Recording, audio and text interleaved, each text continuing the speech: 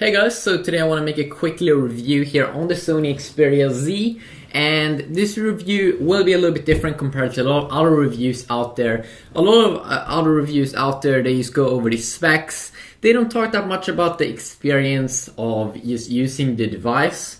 So of course right now I can't compare this device against the Galaxy S4 or against other flagship devices from 2013, like the HTC One and the Galaxy S4 that's going to come out soon on the market where I live, and also LG Optimus G Pro, LG flagship device for this year.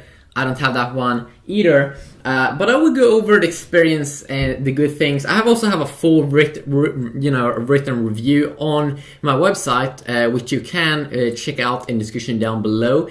And there you can really see me, writing all the good things and the bad things with the phone. Overall, I would say that this is a good phone, but remember, I haven't got my hands on other flagship devices for 2013, and when I do get the Galaxy S4, when I do get the HTC One, and also if I can get the LG Optimus G Pro, then I might have a different view on this phone. But right now, there's a lot of good things about this phone. If you talk about, I think Sony is improving their smartphones from last year. Last year, they didn't make like a premium devices. The Xperia S that they launched last year, it didn't cost as much as other flagship devices from last year from Samsung and from Apple and from HTC. But this year they are bumping up the quality a little bit on the phone with a quad-core processor, and you also have this amazing phone that it's probably one of the first high-end devices that is waterproof, and I find that extremely amazing that you can shower with this device, or if you accidentally would drop it in water, that's not going to be a problem because it's waterproof for 30 minutes, 1 meter underwater, and also it's dust proof. What is some of the good things and what is some of the bad things? The first thing I want to say is that I've been testing this device a lot, especially in durability. Here we have another one of my Sony Xperia Zs, and here we also have another one. I also made a hammer drop test on the Xperia Z, and one very bad thing that I don't really like about this device is that the durability, sure, you can have it underwater, that's very nice, but if you would drop this device, if you would do a knife test on the device, or just do a normal, if you would accidentally drop the device, it feels like it's very easy to that you will shatter the whole display, and not just the whole display on top, but also when you crash the display here, it seems like you can't use the device because the screen underneath the touch usually stops to work. So that do kind of suck. So in that way, I think the durability kind of sucks.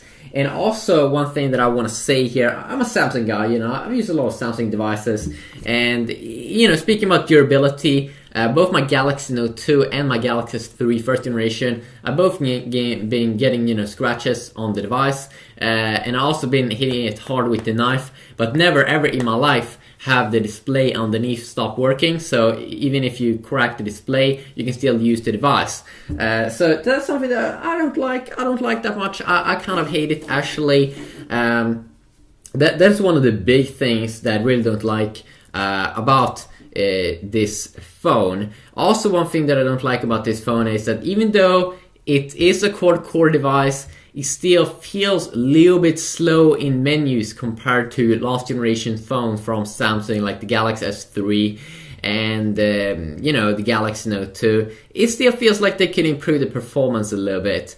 It's still, TouchWiz, or not TouchWiz of course, but Sony Xperia's UI, I definitely do believe that it's prettier than TouchWiz, and it looks kind of the same here. Of course, this is like a 5-inch smartphone with an amazing display, a 1080p display, even though there's really not that big of a difference.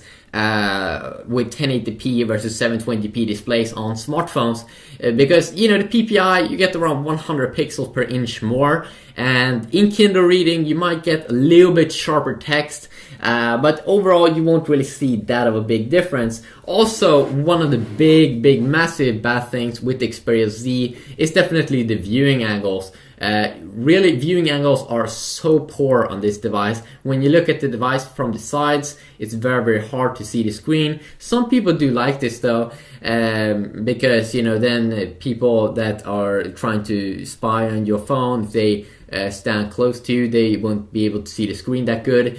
But let's say you have the device on a table a little bit far away from you, it could be kind of hard with the viewing angles, because it's kind of hard to see the screen if you turn it like this, and that's extremely annoying. And one thing also that you might not want to have is that, of course, when you turn off the display, you don't have any home button on the front side. So that means that if you want to turn on the device when it's located like this, you can't push it on the front side. You have to push on the side, and then you have to use your thumb here also, so the device doesn't move.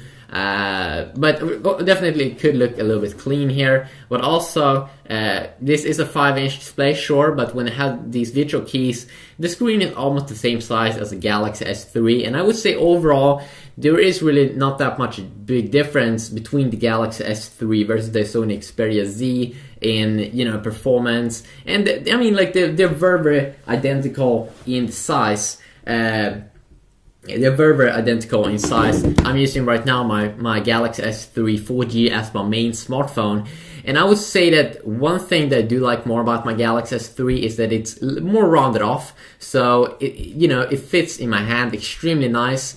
One thing though that's better with the Sony Xperia Z that I would say is that it feels a little bit more premium, definitely. But it is a little bit bigger, but still I don't think it's extremely uncomfortable. I can see a lot of people use this device, and you know, it also has, of course, glass back on the back, and you can't remove the battery, which is also one very bad thing. You still do have an SD card, micro SD card slot here on the side. You also have a docking station here, so if you don't want to open these ports up, the ports, of course, the ports are there used to protect the phone from water. But if you don't want to open it up every time you charge the device, you do get a docking station when you buy this device, so you can just dock it to that, and that's extremely nice to get that for free. And you get a very beautiful design here on the sides. You get this rounded off little button here on the right side to power on the device. Also, just on top of that, we do get the SIM card slot, and then below that we have volume up and down keys.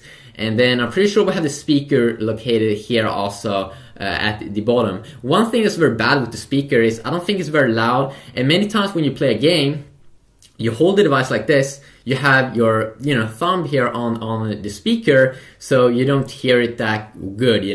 I think that they should have put that on some other side, but it feels extremely nice. The sides here, a little bit like a plastic feeling. Amazing camera. I actually use this camera every day on my new channel, Daily How-To Tutorials, where I do crazy how-to videos.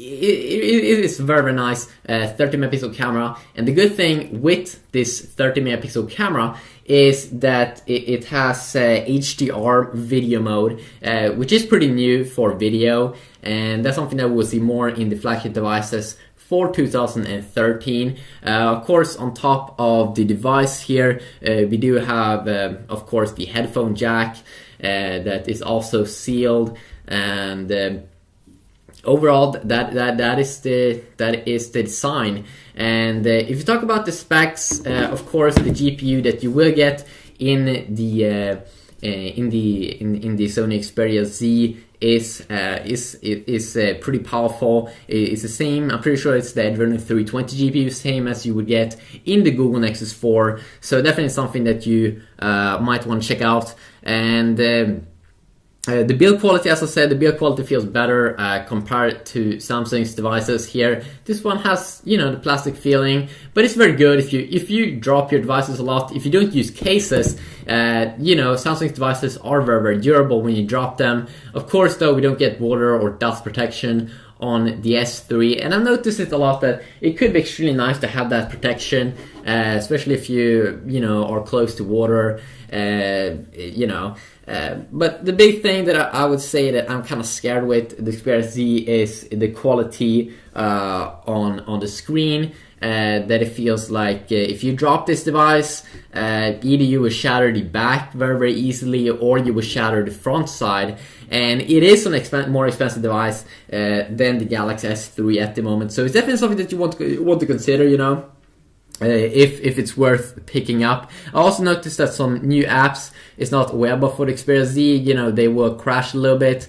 Overall, if you're a Sony fan, you know, you won't get disappointed probably with this device, because it's better than you know, than the last year's Sony devices. It would definitely be a lot of fun for me to compare this device, you know, and give my full opinions on it when I can compare it against other flagship devices for 2013, like the Galaxy S4, like the HTC One, and it has a little bit bump here on the side or at the bottom, so it could actually feel like a pretty big phone, because that you do get a 5-inch screen, but it is a little bit smaller just because of the virtual keys. So it's around the S3 size, but it's still a bigger phone, you know, in terms of you know, size. But you know, some people do prefer it big, some people, you know, do like that. So yeah, but just a quick little video talking here a little bit about the Xperia Z.